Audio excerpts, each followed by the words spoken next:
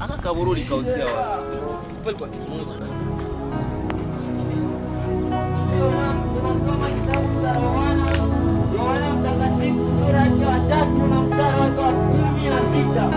Inasema, kwa maana jinsi hii Mungu alivyoupenda ulimwengu hata akamtoa mwanawe pekee, ili kila mtu amwaminie asipotee, bali awe na uzima ule wa milele.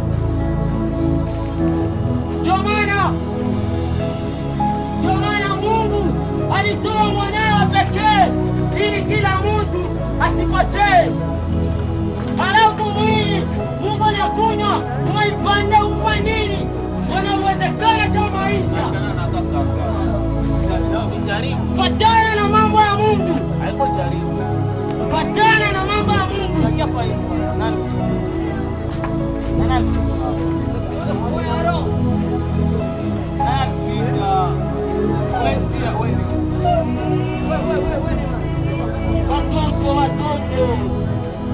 Watoto